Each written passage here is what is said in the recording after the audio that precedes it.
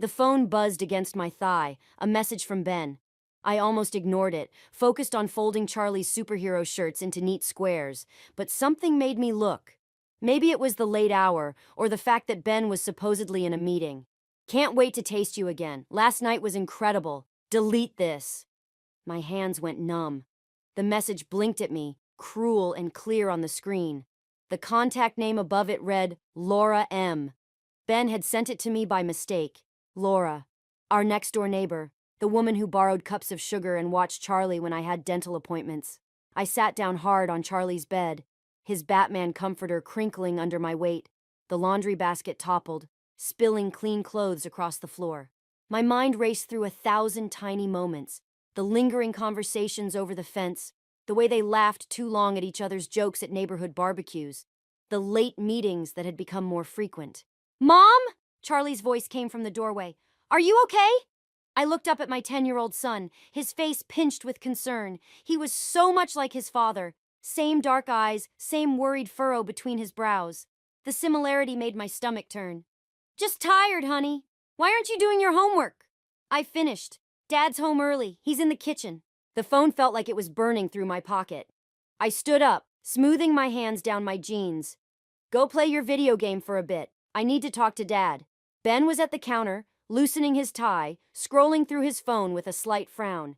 He looked up when I entered, flashing that smile that had made me fall in love with him 15 years ago. Hey, babe. Meeting ended early. I can see that. My voice came out steadier than I expected. Your phone working okay? Yeah. Why? I pulled out my phone and held it up, screen facing him. Because you sent this to the wrong person. The color drained from his face so quickly I thought he might faint. Then it rushed back in an angry flush. Maggie, I can explain. Can you? Can you explain why you're sleeping with our neighbor? Why you're betraying not just me, but Daniel too? Their kids play with Charlie, for God's sake. He stepped toward me, hands raised like he was approaching a wild animal. Lower your voice. Charlie will hear. That's what you're worried about? Charlie hearing? Not the fact that you've destroyed our family? Don't be dramatic. It's not. If you say it's not what I think, I swear to God, Ben. My fingers curled into fists. How long? He ran a hand through his hair, a nervous gesture I used to find endearing. A few months. It just happened. We never meant. A few months, I repeated. The words tasted like ash. Through the window, I could see Laura's house, her perfectly maintained garden, the swing set where our children played together. Get out! What? Get out of this house, now, before I do something we'll both regret. This is my house, too. You can't just watch me. I pulled out my phone again. Should I forward this message to Daniel? To the whole neighborhood? To your boss? His face hardened. You wouldn't dare. Try me. The Ben I thought I knew wouldn't dare sleep with our neighbor either. So clearly I don't know what either of us is capable of anymore. We stood there, the granite counter between us like a battle line. From upstairs came the muffled sounds of Charlie's video game, the cheerful music a jarring contrast to the moment. Finally, Ben grabbed his keys. We need to talk about this rationally. When you've calmed down, get out! He left, the door clicking shut behind him with surprising gentleness. I waited until I heard his car start before I let myself shake. Let the tears come. My phone buzzed again. Another message from Ben. Probably more excuses, more lies. I deleted it without reading it. Then I opened my contacts and scrolled to Emily's name. My finger hovered over the call button as I stared out the window at Laura's house, where a light had just come on upstairs. This wasn't over. Not by a long shot. Emily arrived with 2 bottles of wine and a fierce expression that said she was ready for war. We sat in my kitchen, the house eerily quiet without Charlie, who was at his first sleepover since everything happened. He's trying to get back in? Emily poured generously into both glasses. Every day. I took a long sip. He left another message this morning about working things out for Charlie's sake. As if destroying our family was somehow in Charlie's best interest. Classic manipulation! Emily's phone buzzed. She glanced at it, then set it face down. How's Charlie handling it? He's quiet. Too quiet. Yesterday he asked if we could still go to the Mitchells' pool party next weekend. The wine turned bitter in my mouth. Can you imagine? Standing there watching Laura parade around in her designer swimsuit, pretending she hasn't been sleeping with my husband? Don't go. Send Charlie with me and Kevin. Before I could respond, movement caught my eye through the window. Daniel Mitchell was in his driveway, loading boxes into his car. Even from here, I could see the tension in his shoulders, the mechanical way he moved. He knows, I said suddenly. Daniel knows, or at least suspects. Emily followed my gaze. How can you tell? Because that's exactly how I looked 3 days ago before the text. Like I was sleepwalking through a nightmare I couldn't quite remember. A knock at the door made us both jump. Ben stood there, and my heart did that terrible lurch it always did now. Part love, part hatred, part crushing disappointment. I need to get some things, he said when I opened the door. Won't take long. Fine. I stepped aside, letting him pass. Emily's presence seemed to throw him off balance. He headed upstairs while Emily and I watched in silence. A few minutes later, he came down with a duffel bag. Where are you staying? I asked, hating that I cared enough to ask. The Marriott downtown. He hesitated. Charlie's at Tommy's? Yes. Good. That's good. He shifted the bag on his shoulder. Maggie, can we talk? Privately? Anything you need to say, you can say in front of Emily. His jaw tightened. This isn't helping anyone. We need to discuss this rationally, like adults. Think about Charlie. Don't! My voice cracked. Don't you dare use our son to justify what you did. I'm not justifying anything. But this Cold War isn't sustainable. Laura and I... Get out! Emily stood up, her voice low and dangerous. Now! He left, the door closing with that same infuriating gentleness. Through the window, I watched him walk to his car. As he pulled away, Daniel Mitchell appeared at the end of his driveway, staring after Ben's car with an expression I recognized all too well. I need to talk to him, I said. Daniel, are you sure that's wise? He deserves to know. And maybe... I trailed off, watching Daniel return to his boxes. Maybe we can help each other. Be careful, Emily warned. Revenge might feel good, but it can consume you. This isn't about revenge. But even as I said it, I knew it wasn't entirely true. It's about justice, about consequences. Later that night, after Emily left, I sat in Charlie's room, folding the last of his laundry. My phone buzzed with a text from an unknown number. I know about Ben and Laura. We should talk.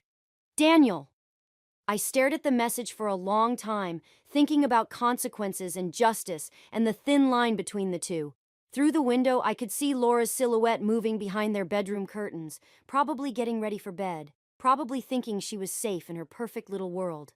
I typed back, tomorrow, coffee shop on Main, 10 a.m. The response came immediately. I'll be there. I put the phone down and picked up Charlie's favorite stuffed dinosaur, the one he'd had since he was 3. Everything I did now would affect him, would shape his understanding of love and trust and family. But so would letting Ben and Laura's betrayal go unpunished. The dinosaur stared back at me with its worn button eyes, offering no answers. But I already knew what I had to do. Daniel's laptop screen cast a blue glow across his face as he pulled up the bank statements. We sat in his home office, the house empty while Laura took their kids to soccer practice. The irony wasn't lost on me. Here we were, 2 betrayed spouses, hunched over financial records like detectives. There, he pointed to a series of transactions. Every month for the past 6 months, Laura's been transferring $5,000 to an account I've never seen before. My throat tightened. Ben's been doing the same from our joint account. I thought it was for Charlie's college fund. They're planning something. Daniel's voice was flat, controlled. These transfers started right around the time the affair began, I finished. The pieces were falling into place like a twisted puzzle. But why so much money? Before Daniel could answer, his phone buzzed. Laura's face flashed on the screen. He declined the call, his hand trembling slightly. She's been asking about the investment account, he said. Wanting to make another transfer. I've been stalling. I leaned closer to the screen, scanning the numbers. Wait, look at these dates. The transfers always happen right after Ben's business trips. Laura's spa weekends, too. Daniel pulled up another window, which apparently weren't at any spa I can find charges for. My stomach lurched. They were meeting up, using our money to fund their little getaways. A car door slammed outside. We both froze.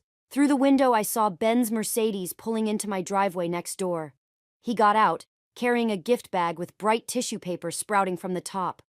Charlie's birthday present, I said bitterly. He thinks he can buy forgiveness with overpriced video games. Daniel was still staring at the screen.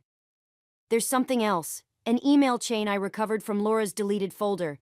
They've been looking at houses. Houses? In Colorado, where Ben's company is opening that new office. The room seemed to tilt. I gripped the edge of the desk, my knuckles white. They're planning to leave, together. With our money, Daniel's voice cracked, and probably try for custody of the kids. A notification popped up on the laptop. An email from Laura to Ben sent an hour ago. Everything's set for next month. Dee doesn't suspect anything. Can't wait to start our new life. Love you. The casual cruelty of it, the complete disregard for the lives they were destroying, hit me like a physical blow. I stood up so quickly my chair toppled backward. I need Ben's laptop, I said. He always leaves it in his home office when he visits Charlie. Daniel looked up sharply. What are you thinking? That it's time to stop being victims. I moved toward the door. Cover for me if Laura comes back. I slipped out of Daniel's house and into mine through the back door. Sure enough, I could hear Ben and Charlie upstairs, probably setting up whatever new game he'd bought. The sound of their laughter felt like glass in my chest. Ben's laptop was exactly where I knew it would be, charging on his desk. I'd watched him type his password countless times over the years. Charlie's birthday, plus the year we met. Sentimental, for a man planning to abandon his family. The folder wasn't hard to find. Ben had always been overconfident, never believing anyone would dare to look. Photos, emails, bank statements, real estate listings, everything Daniel and I needed to prove the depth of their betrayal. I heard footsteps on the stairs and quickly sent everything to my email, then closed the laptop. When Ben appeared in the doorway, I was standing at the window, watching Laura's car pull into her driveway. What are you doing in here? He asked, suspicion creeping into his voice. I turned to face him, surprising myself with how steady my voice was. Just remembering who you used to be, the man I thought you were. His face softened, that manipulative, practiced softness I now saw through completely. Maggie, I know things are difficult right now, but Charlie loved his present, I cut him off. Thank you for that, at least. I walked past him, our shoulders barely brushing. In my pocket, my phone buzzed with the confirmation that all the files had been received. Game on. The evidence sat in my inbox like a loaded gun. Every time I opened my laptop, I felt its weight, its potential for destruction. But something held me back from pulling the trigger. Charlie's voice drifted up from the backyard where he was playing with Laura's kids. The sound stopped me cold. Their laughter, their innocent games, their world still whole and unshattered. My phone buzzed. Daniel. Laura's asking about the investment account again? Getting suspicious? We need to move soon. I watched through the window as Charlie showed Laura's youngest how to catch a baseball. The sight of them together made my chest ache. One revelation, and all of this would end, not just for Ben and Laura, but for their children too. The doorbell rang. Emily stood there with a determined look and a manila envelope. You need to see this, she said, pushing past me into the kitchen. Kevin handled Ben and Laura's mortgage refinance last month. He shouldn't show me client documents, but she spread papers across the counter. Look at the beneficiary information. My hands trembled as I read. They've already bought the house in Colorado, in both their names. There's more. Emily pointed to a paragraph near the bottom. They used Charlie's college fund as part of the down payment. The room spun. I gripped the counter, my knuckles white. That money was for his future. Maggie! Emily's voice softened. You have enough to destroy them both.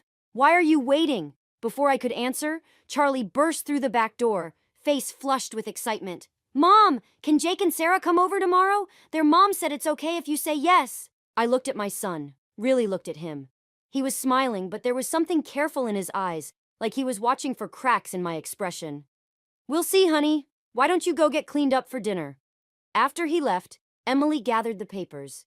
You can't protect him forever. The truth will come out eventually. I know. I sank into a chair. But what if my revenge hurts him more than their betrayal? The front door opened. Ben, using his key like he still had the right. He stopped short when he saw Emily. I need to talk to Maggie, he said. Alone. Emily squeezed my shoulder before leaving.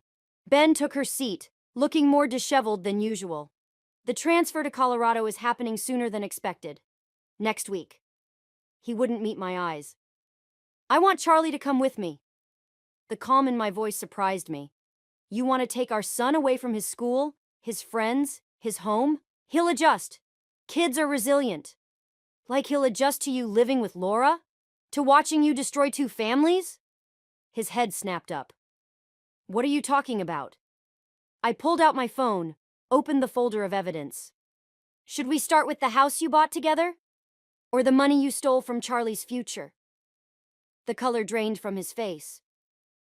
You had no right to protect my son? To expose your lies? I stood up, my shadow falling across him. You want a war, Ben? Because I have the nuclear option right here. Think about what you're doing, he said, but his voice shook. Think about Charlie. I am thinking about Charlie. I'm thinking about the day he'll learn what kind of man his father really is. I moved toward the door. You have 24 hours to tell Laura it's over and transfer the college fund back. Or everyone sees everything. You're bluffing. I opened the door. Try me. After he left, I called Daniel. We need to meet tonight. I'm ready, he said. Whatever it takes. I ended the call and walked upstairs to Charlie's room. He was sitting on his bed, clutching his dinosaur, and I knew he'd heard everything. Mom? His voice was small. Are we going to Colorado? I sat beside him, pulling him close. No, honey, we're staying right here, and I promise you, everything's going to be okay. It wasn't exactly a lie. Things would be okay, just not in the way anyone expected. Not even me. The annual neighborhood block party loomed ahead like an execution date. I sat in Daniel's garage, surrounded by strings of party lights we were testing, each bulb casting shadows that danced like accusations across the walls. Ben hasn't transferred the money back, I said, untangling another strand. And Laura's still planning to host the party. Daniel's laugh was hollow. Of course she is. Can't let anyone suspect her perfect life is falling apart. He checked his phone. The company announcement about the Colorado office goes out Monday. A light bulb shattered in my hand. I barely felt the sting. We can't wait any longer, Daniel said, watching me brush glass from my palm. They're going to take everything if we don't move first. The garage door opened, and Laura walked in, wearing her signature perfect smile. There you are, Daniel. Margaret, I didn't expect to see you here. Just helping with party prep. I held up the lights, letting her see the blood on my hand. Her smile flickered. How neighborly. Though I was hoping to discuss the party details with Daniel privately. No secrets between neighbors, right?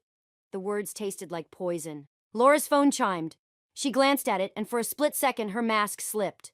Fear flashed across her face. Everything okay? Daniel asked, his voice carefully neutral. Fine, just work. She backed toward the door. I need to make some calls. After she left, Daniel showed me his laptop screen. A program was running, tracking Laura's phone activity. That message was from Ben. They're getting nervous. Good. I pulled up the event details on my phone.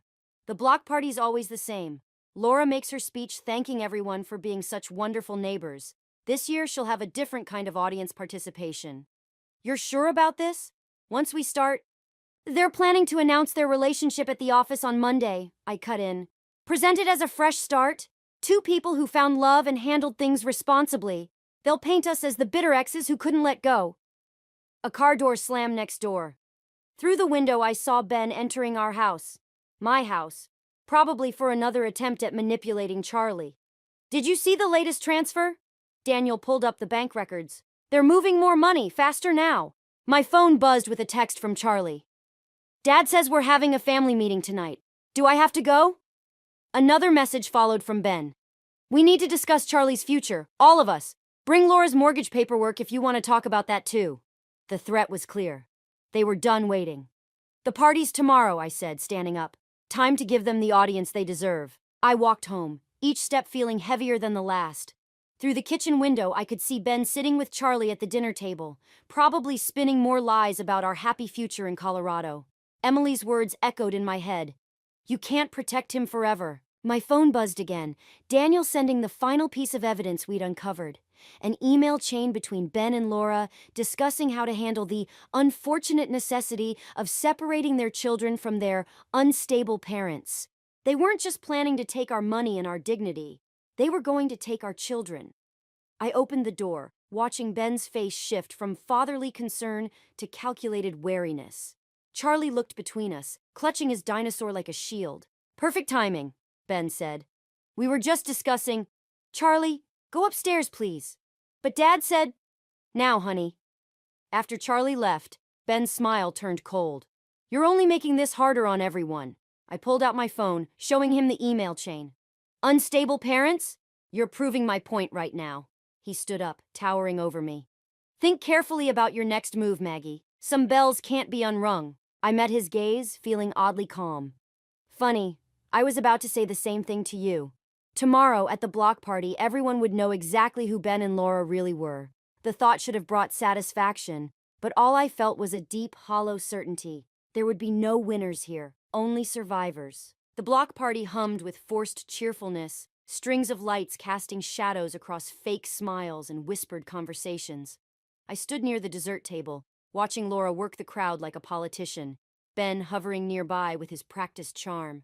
Charlie tugged at my sleeve. Mom, can I go play with Jake and Sarah? Stay where I can see you.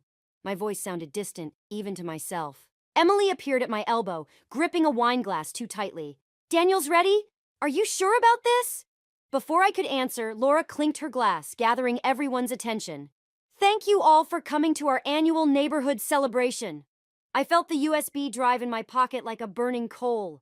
Daniel stood by the makeshift stage, laptop ready, waiting for my signal. Our community is built on trust, friendship, and family values, Laura continued, her perfect smile never wavering.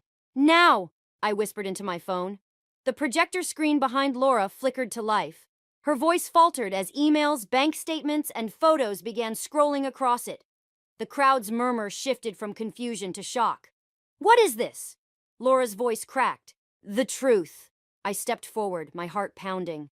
About the affair, about the stolen money, about your plans to take our children to Colorado. Ben moved toward the laptop, but Daniel blocked his path. Don't, Daniel said quietly. It's already been sent to everyone's phones. The crowd parted as I walked toward them, phones buzzing with notifications. Laura's mask cracked, revealing raw panic beneath.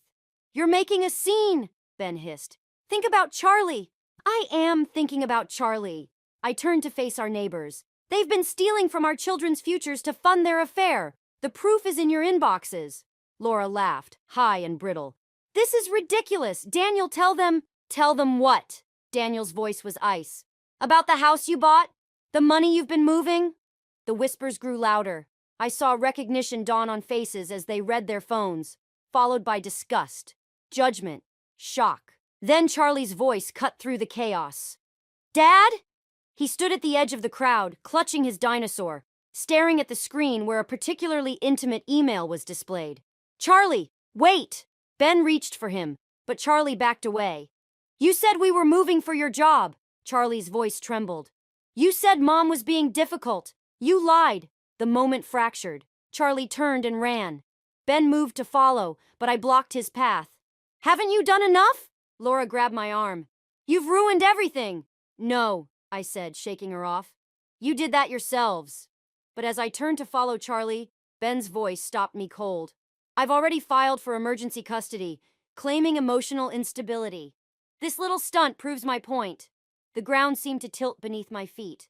Through the crowd's shocked murmurs, I heard Laura add, We have character witnesses, documentation, your obsession with revenge, your erratic behavior. Emily stepped forward. You manipulative. Save it, Ben cut her off. The hearing's Monday. Should be interesting. Explaining to a judge how you stalked and harassed us, invaded our privacy, turned our children against us. I looked around at the faces of our neighbors, some sympathetic, others uncertain, a few already turning away. What had seemed like justice now felt like a noose tightening around my neck. You won't win, I said, but my voice shook. Ben's smile was almost pitying. I already have. Come on, Laura. They left together, heads high, leaving me standing in the wreckage of my plan. Daniel touched my shoulder, but I barely felt it. Mom? Charlie's voice came from behind me, small and lost. Are they really taking me away? I turned to face my son, seeing the fear in his eyes, and realized with crushing clarity what I'd done.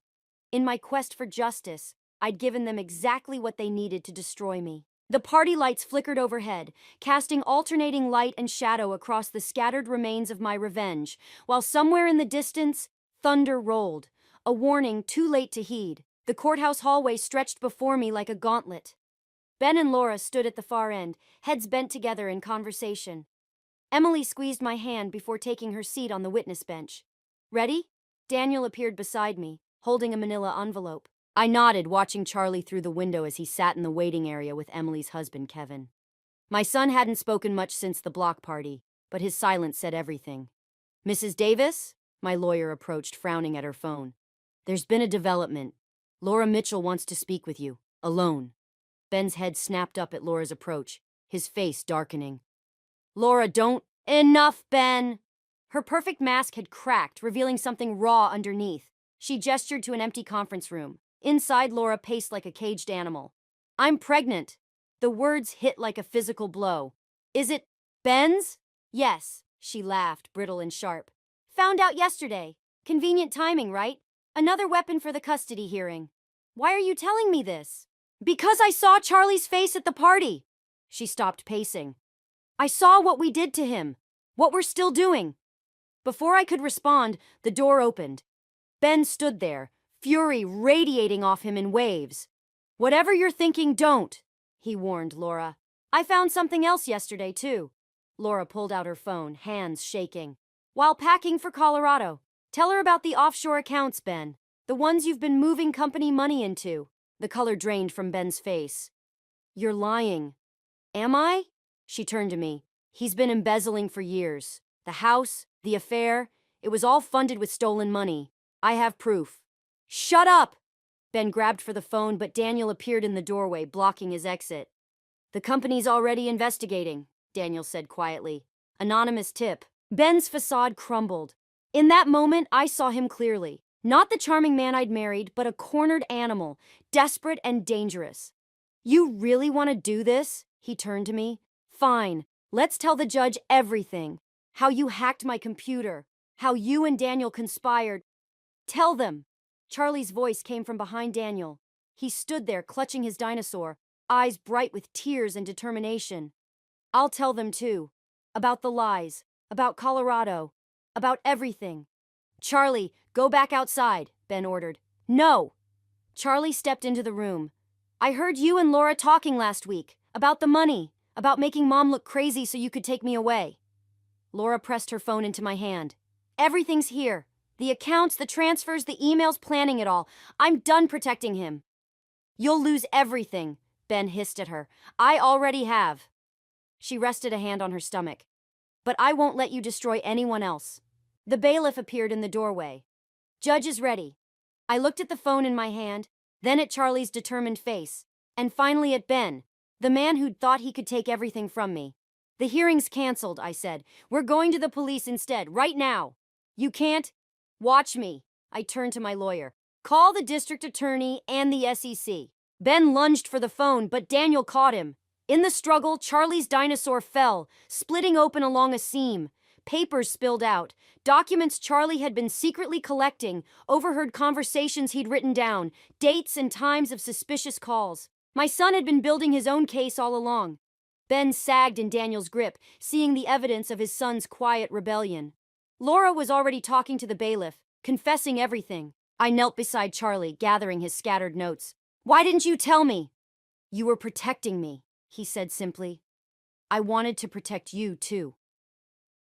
Outside the conference room, I heard the growing commotion as police arrived.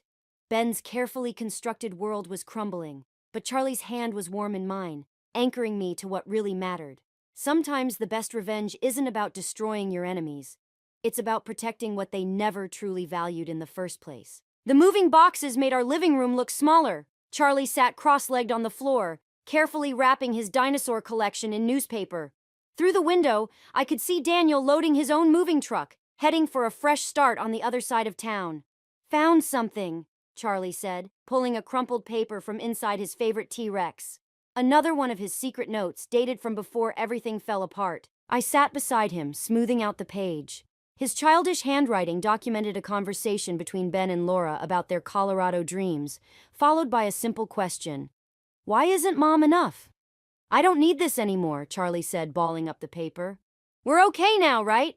The newspaper headline on the coffee table caught my eye. Tech executive faces embezzlement charges. Ben's corporate headshot stared back at me, his practiced smile now seeming hollow. We're more than okay, I said, helping Charlie wrap another dinosaur. We're free. The doorbell rang. Laura stood there looking different, softer somehow, her perfect facade replaced by something more human.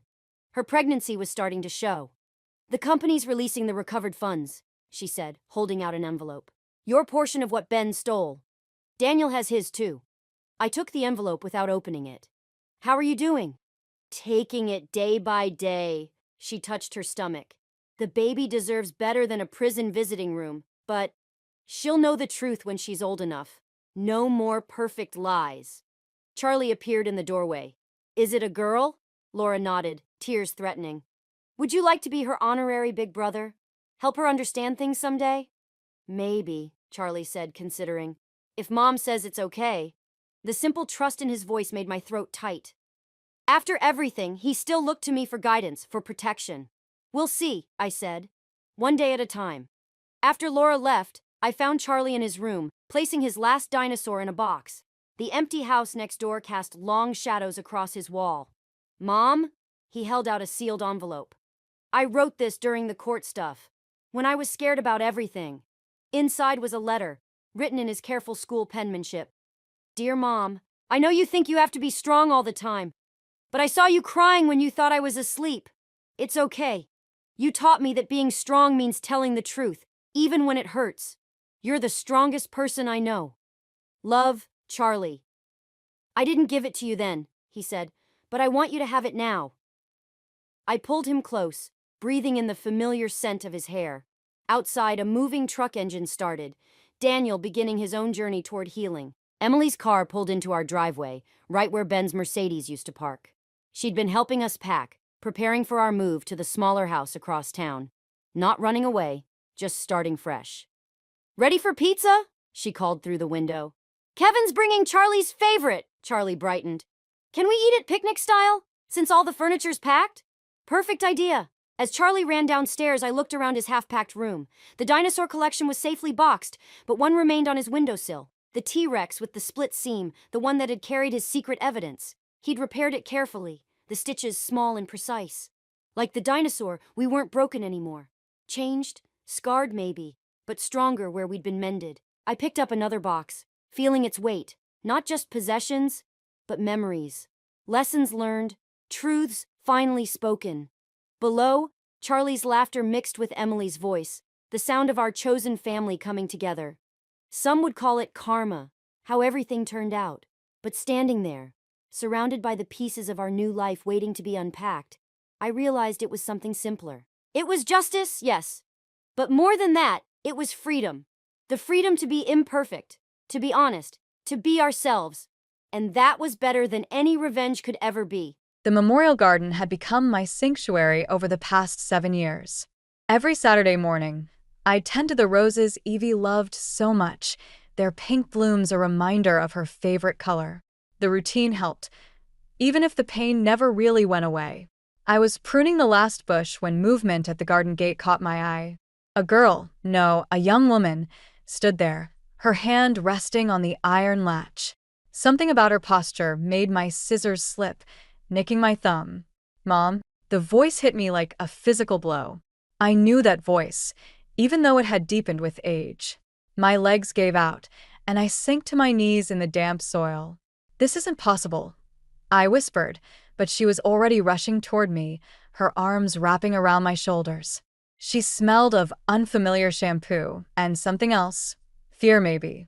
I'm sorry, she kept saying, over and over. I'm so sorry, Mom. I pulled back, my hands shaking as I touched her face. Evie's face, but older. My 11-year-old daughter, now a teenager. The scar above her right eyebrow that she'd gotten falling off her bike.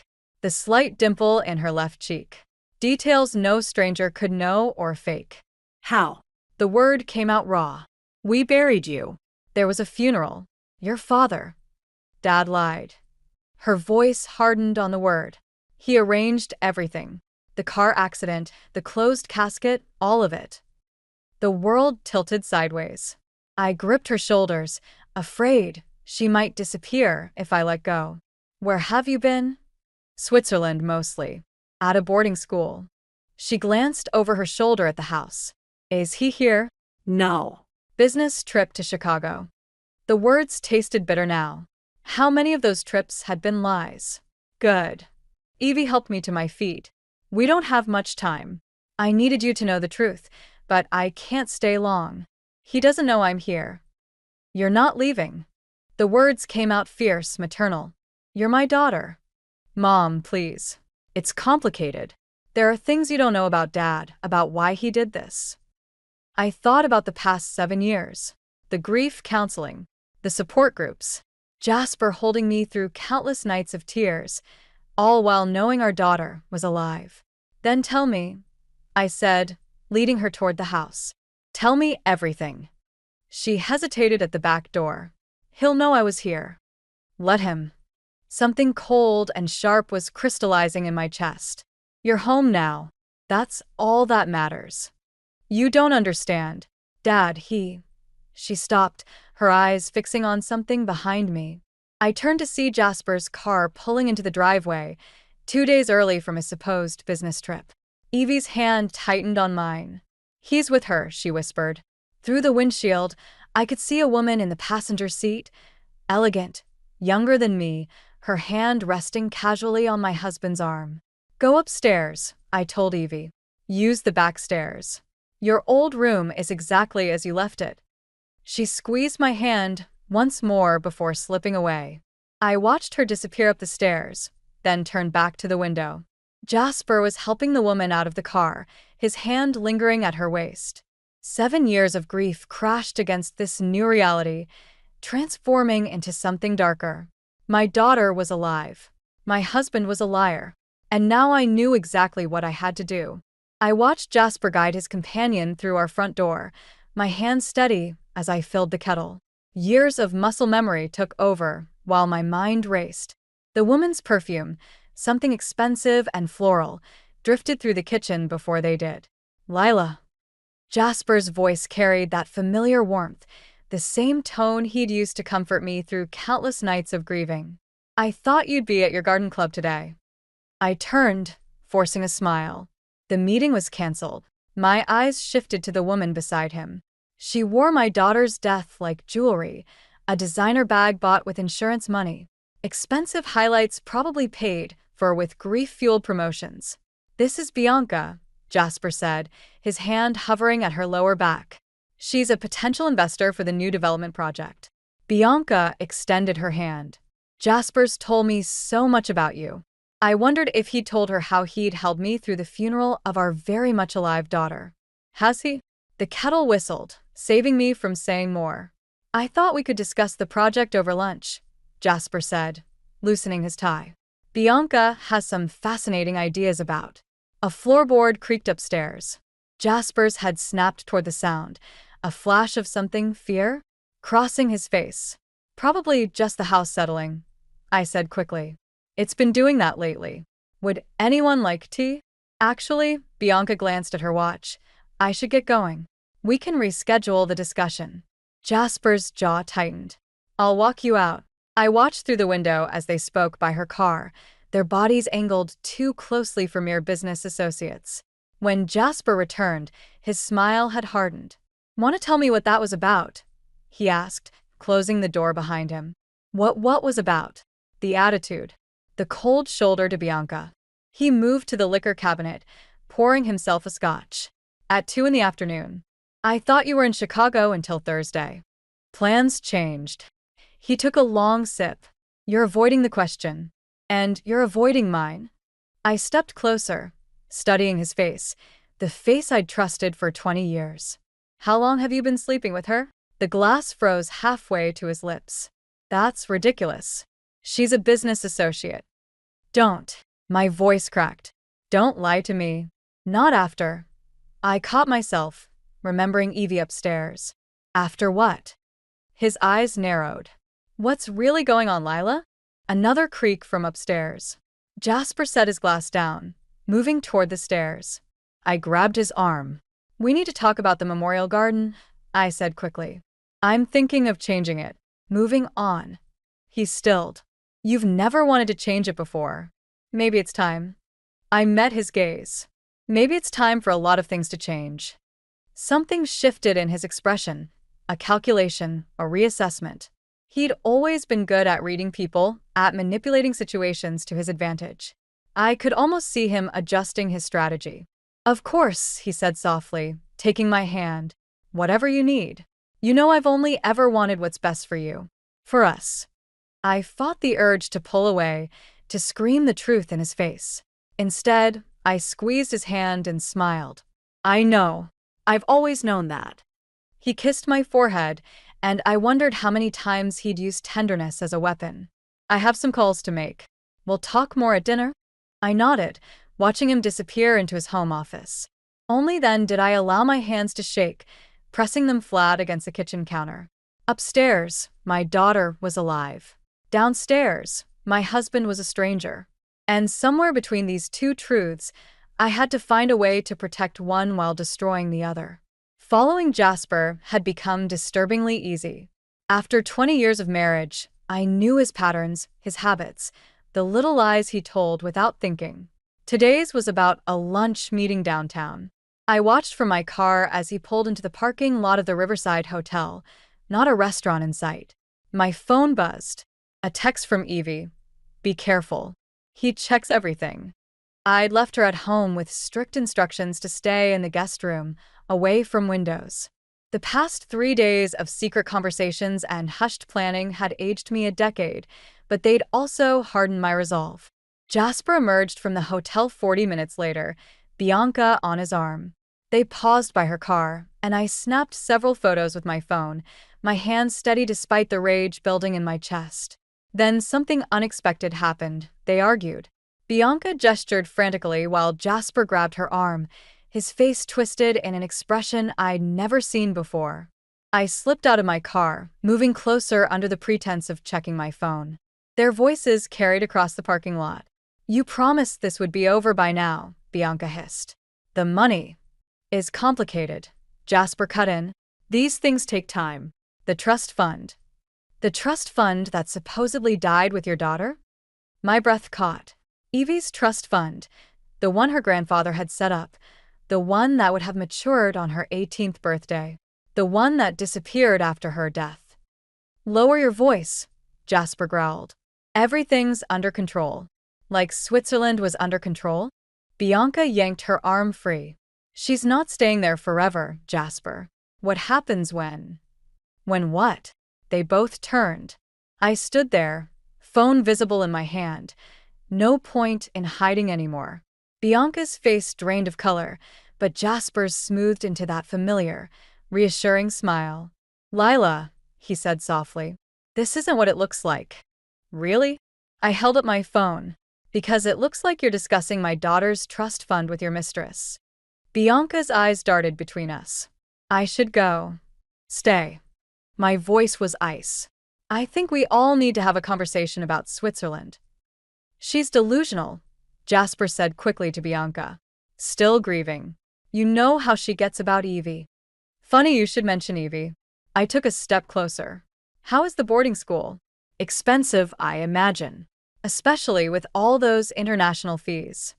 Jasper's mask slipped for just a moment, revealing something dark and desperate underneath. "You need help, Lila. I'm calling Dr. Matthews." "No more doctors, Jasper. No more grief counselors or support groups or pills to help me sleep." I turned to Bianca.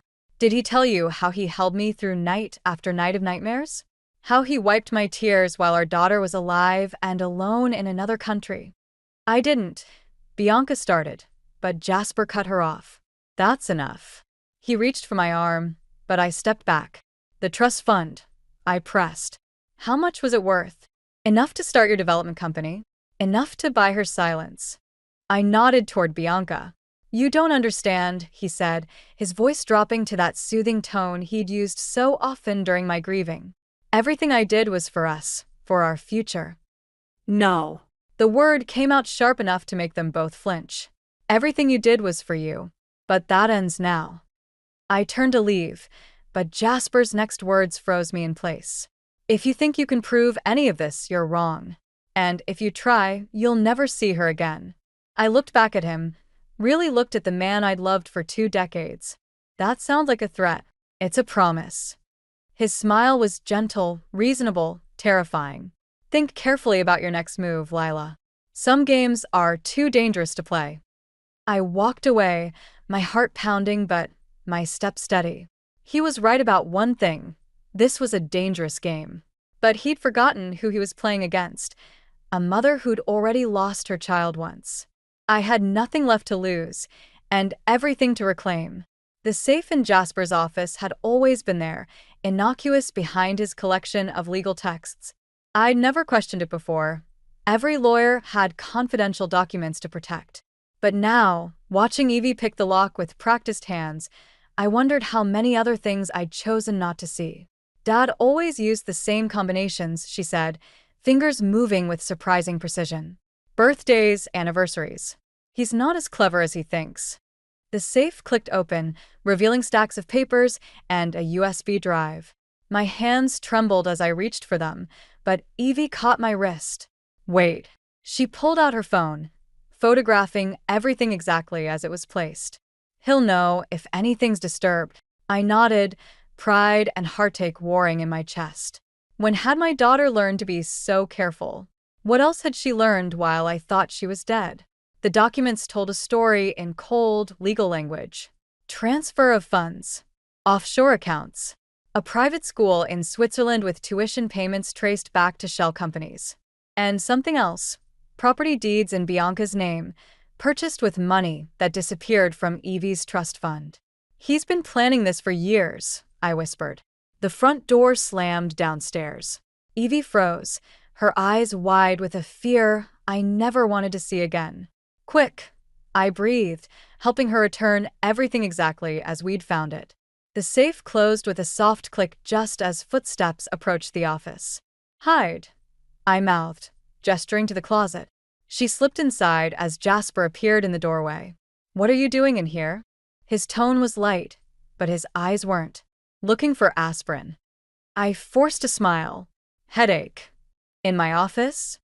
The bathroom was out. I moved toward the door, but he didn't step aside. Funny thing happened today, he said, loosening his tie. Bianca called. She's worried about you. Says you've been asking questions. Have I? About Switzerland. He stepped closer. About money. About things that don't concern you. Our daughter doesn't concern me? His hand shot out, gripping my arm. Our daughter is dead, Lila. You need to accept that. Like you did. I yanked free. While you were building your empire with her trust fund? Something dangerous flickered in his eyes. You don't want to do this. Do what? Ask why my husband stole our daughter's inheritance. Why he? The slap caught me off guard, more shocking than painful. We stood frozen, both surprised by the violence of it.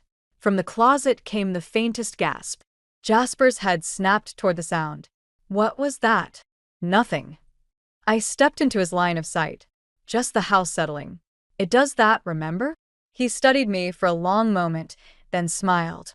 That same smile that had once made me feel safe, now twisted into something threatening. You know what your problem is, Lila? You never learned when to let things go. He straightened his tie. I have a meeting.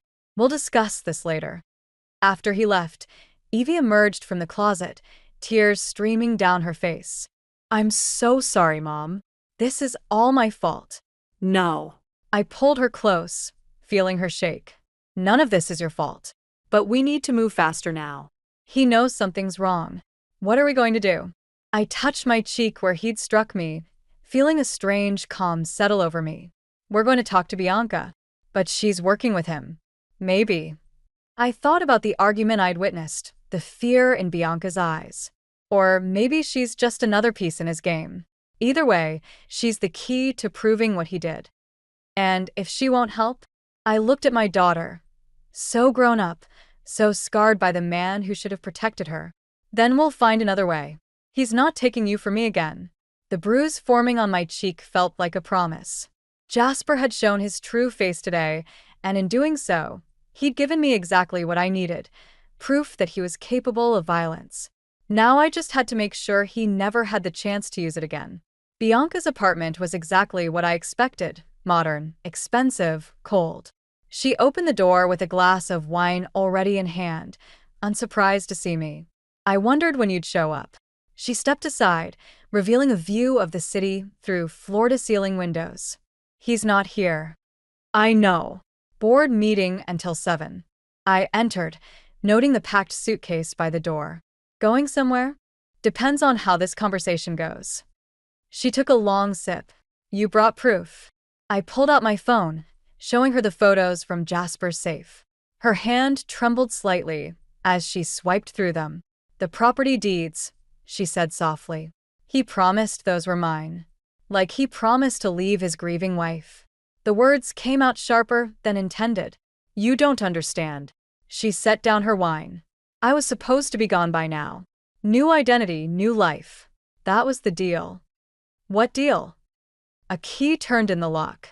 We both froze as Jasper walked in, his expression shifting from surprise to rage in an instant. Well, he said, closing the door behind him. Isn't this cozy? The meeting, Bianca started, was rescheduled, his eyes fixed on me. You should have stayed home, Lila. Like Evie should have stayed in Switzerland? The silence that followed was deafening. Jasper's facade cracked, just for a moment, before smoothing over. You've lost your mind, he said gently. The grief, the stress, it's finally broken you. Stop. Bianca's voice shook. Just stop, Jasper. It's over. He turned to her, something dangerous in his movement. Nothing's over. We had a plan. Your plan. She backed away. Your lies. I never agreed to help you hide your daughter. But you agreed to take her trust fund. I watched his hands curl into fists. To buy properties in your name with stolen money. Money you promised was clean, Bianca shot back. You said it was from the firm, not. Enough. Jasper's shout made us both jump. Neither of you understands what's at stake. The investments, the developments, everything I built. With our daughter's money, I cut in, while I grieved for a child who wasn't dead. He moved toward me, but Bianca stepped between us. Don't. I've already called the police. The laugh that burst from him was chilling. With what evidence? Your word against mine? A grieving widow's delusions? Some photos that prove nothing. How about my testimony? We all turned. Evie stood in the doorway, the spare key I'd given her still in her hand. She'd grown so much in 7 years, but in that moment, I saw my 11-year-old daughter's determination in her eyes. You were supposed to stay in the car, I whispered. I'm done hiding. She faced Jasper. Done being your secret.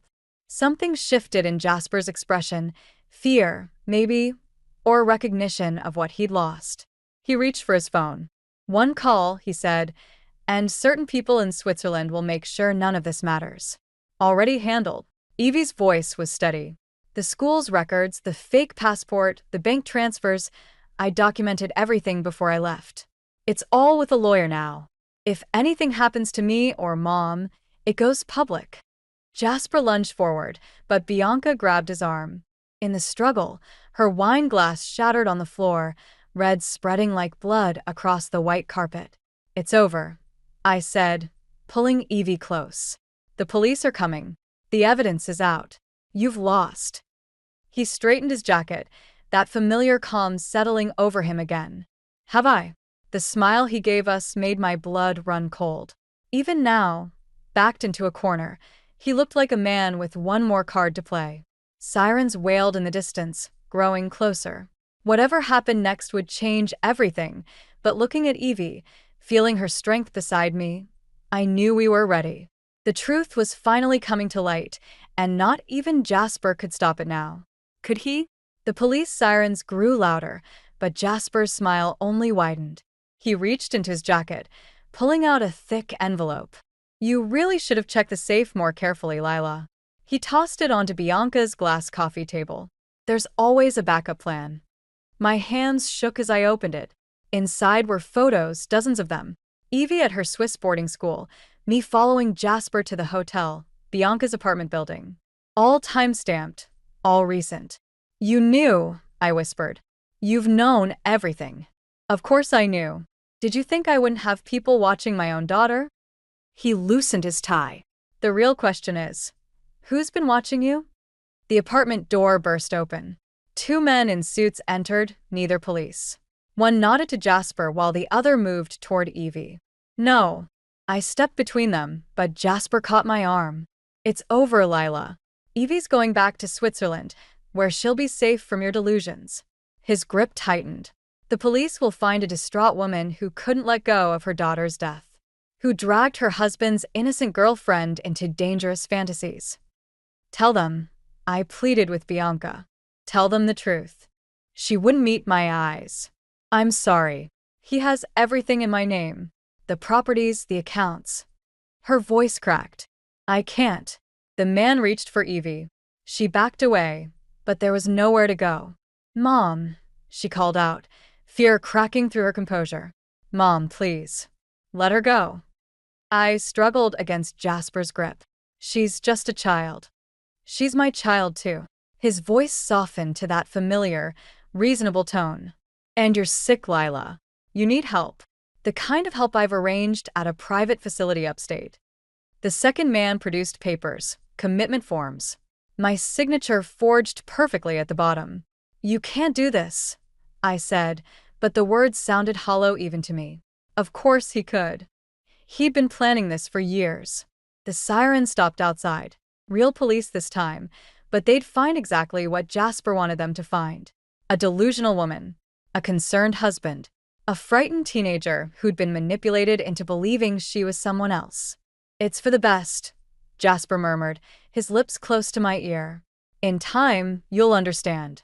I'm protecting our family. You destroyed our family. I watched helplessly as they led Evie toward the door. Everything we had. I built everything we had. His mask slipped, just for a moment. The firm, the reputation, all of it.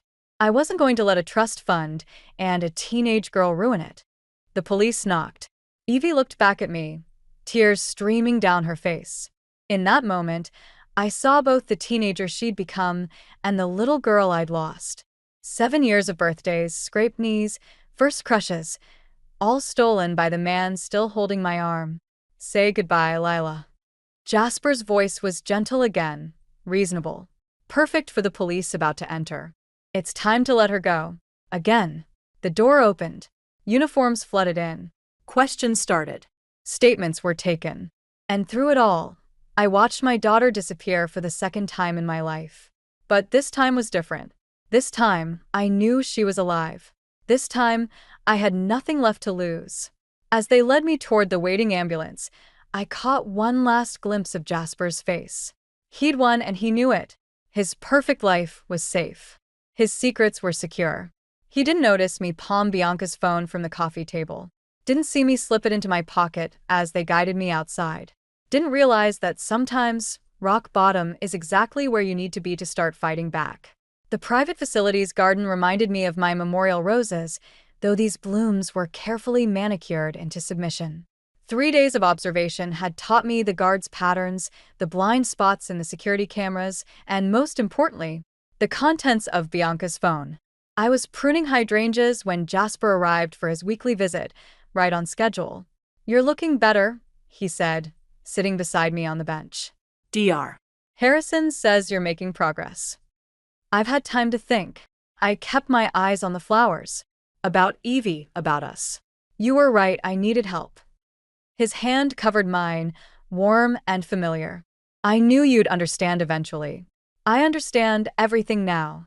I pulled out Bianca's phone, watching his expression shift, especially after reading your emails. The warmth vanished from his touch. Where did you get that? You should have checked my pockets before the commitment. I opened the email chain between him and the Swiss school. Interesting reading, especially the part about the trust fund transfers. Give me the phone, Lila. The police have copies already. A lie, but he flinched. Along with Bianca's statement, he stood, scanning the garden. We were alone, exactly as I'd planned. Bianca wouldn't. She did. I showed him the time-stamped video confession she'd recorded yesterday. After you transferred everything into your name, she realized she was just another loose end. Like me. You don't understand what you've done. His voice dropped to that dangerous whisper I'd heard at Bianca's apartment. The people I work with. The people you stole from? I stood, matching his tone. The ones whose money you laundered through Evie's trust fund? Color drained from his face. How? Bianca kept records. Insurance, she called it. Smart woman. I took a step closer. She's talking to the FBI right now. His hand shot out, but this time I was ready. I caught his wrist, feeling the tremors of desperation in his grip. It's over, Jasper. Evie's being brought back from Switzerland. The police are on their way. You've lost. Lost. He laughed, an ugly sound. I built this life from nothing. Everything we had was built on our daughter's grave. I twisted free. A grave you filled with lies while you played the grieving father. I protected her. His composure shattered. From the trust fund, from the responsibility, from becoming another spoiled heiress. You protected your access to her money. The truth felt like a weapon now. And when she threatened to expose you, she was going to ruin everything. His shout echoed across the garden. Coming home early, finding the transfer documents, threatening to tell you. I hit record on Bianca's phone, hidden in my pocket. Finally, after 7 years, the real story. So you faked her death? My voice stayed steady. Sent her away and made me believe I'd lost my child? I gave her a better life. Private school, protection from the family legacy. You gave her trauma. I stepped back as guards appeared at both garden entrances. And now you've given me your confession. He lunged forward just as the guards reached us. In the struggle, Bianca's phone clattered to the ground, the recording still running. You can't prove anything, he snarled as they restrained him. Actually, a familiar voice called from the garden entrance, she can. Evie stood there, flanked by FBI agents, her eyes fixed on her father. Behind her, Bianca nodded to me. One final act of rebellion against the man who'd underestimated us all. It's done, I said, watching them lead Jasper away. It's finally done. Evie's hand slipped into mine, warm and real and here. Let's go home, Mom. This time, when we left the garden, we left together. The memorial garden looked different in the morning light. I knelt beside the roses, gently removing the placard that had marked this space as a tribute to my lost daughter. Behind me, Evie's footsteps crunched on the gravel path. We could plant something new, she said, kneeling beside me. Something that grows wild. 6 months had passed since Jasper's arrest. The trial had been quick, his confession damning. The financial investigations were still ongoing, but we'd stopped following the headlines weeks ago. I was thinking sunflowers. I brushed dirt from my hands. They always turned toward the light. A manila envelope sat on the garden bench, delivered this morning from Jasper's lawyers. Inside was a letter I hadn't decided whether to read, along with signed divorce papers and documents returning control of Evie's trust fund. Evie picked up the envelope, weighing it carefully. Are you going to open it? I'm not sure his words matter anymore. She nodded, understanding in her eyes that sometimes seemed too old for her 18 years. I visited him yesterday. This was new. You didn't tell me. I needed to do it alone. She sat on the bench, her fingers tracing the envelope's edge. He cried. Actually cried. Said he thought he was protecting me from becoming spoiled by the money, by the responsibility. And what did you say? That he could have trusted me. Trusted us. She pulled out the letter. Maybe you should read it. I took the paper, feeling its weight. 7 years of lies condensed into a single page. The words blurred together at first, then sharpened. I convinced myself I was protecting our family, but I was protecting my own fears. The truth is, I was afraid of losing control, of watching our daughter become something I couldn't manage. In trying to prevent one future, I destroyed another. I'm sorry. Do you believe him? Evie asked softly. I folded the letter, tucking it back into the envelope. I believe he believes it. But sometimes sorry isn't enough. A car pulled into the driveway, Bianca's sleek sedan. After her testimony helped convict Jasper, she'd used her share of the recovered funds to start over, helping other families navigate financial fraud cases. "Ready," she called from the car. "The realtor's meeting us at 10. We were selling the house, looking for somewhere new. Somewhere without memories in every corner." "Just a minute," I called back. There was one last thing to do. I handed Evie a trowel. Together, we dug a small hole among the roses. I placed the envelope inside, letting the garden that had held my grief now hold these final pieces of our old life. "Mom," Evie's voice was quiet. "Do you ever wish I hadn't come back? That you'd never known the truth?" I pulled her close, feeling her heartbeat against mine. Never. The truth set us both free. As we covered the letter with earth, I thought about Jasper's words about protection. He'd been right about one thing: the truth could hurt, but lies could destroy, and the space between those choices was where real love lived. "Come on," I said, standing. "Let's go find our new home." We walked to the car together, leaving the garden behind. The roses would bloom for someone else now, and that was okay. Our story wasn't about the flowers anymore. It was about what grew in their place. Bianca smiled as we got in, passing me a stack of house listings. "Ready to start over?" I looked at Evie in the rearview mirror, saw her watching the garden fade from view. Some people might call this revenge, this quiet rebuilding of a life Jasper tried to control. But as I watched my daughter turn toward her future, I realized this wasn't about revenge at all. It was about redemption.